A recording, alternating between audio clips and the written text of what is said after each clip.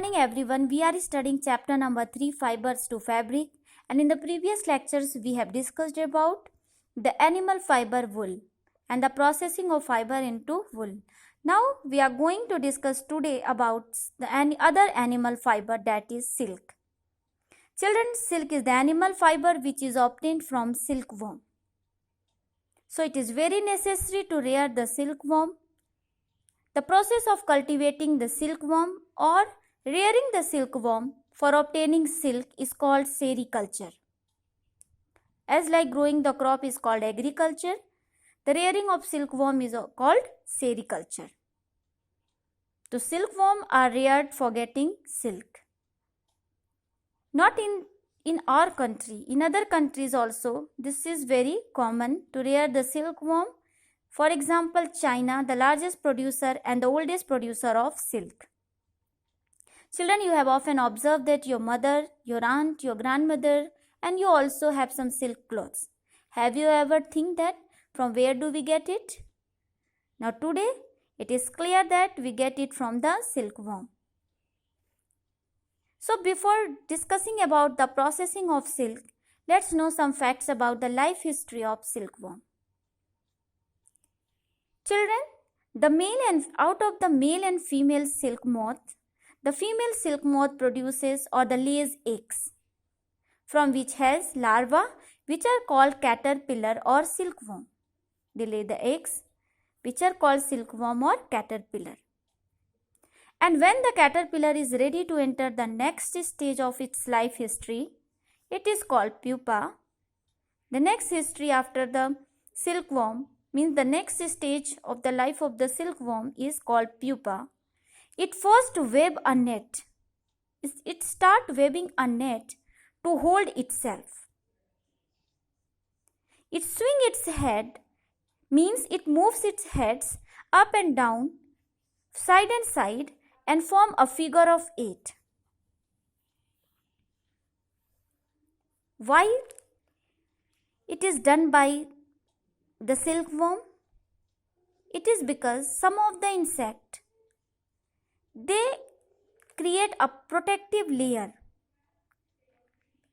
to protect itself from the outer environment. Like this, silkworm also creates or webs a net which protects it from the outer environment by swings its head side to side, up and down, and forms a figure of 8. And during this movement of the head, the caterpillar secretes fiber which are made up of protein. As this protein exposed to the air, it becomes hardened and convert into the silk fiber.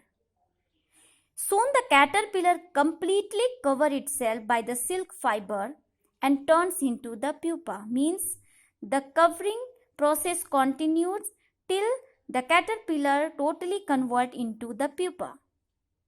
And this covering is called cocoon. Clear? The development of pupa into the moth continues inside this cocoon. Means the development process does not stop. It continues inside this cocoon. Now we get a silk yarn or thread from the cocoon.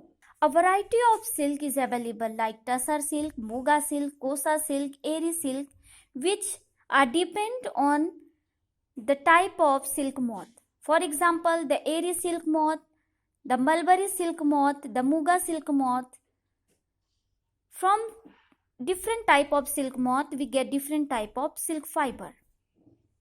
It means the quality of silk is depend on the quality or the variety of silk moth. The most common silk moth is the mulberry silk moth.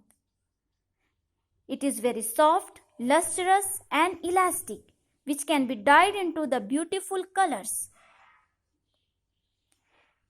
You know that sericulture is a very old occupation in India, and India produces plenty of silk on a commercial scale.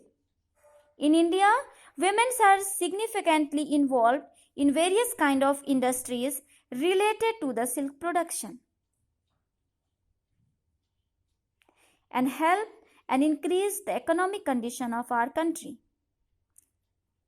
China leads the world in this silk production, and India also rank among the leading silk producing countries.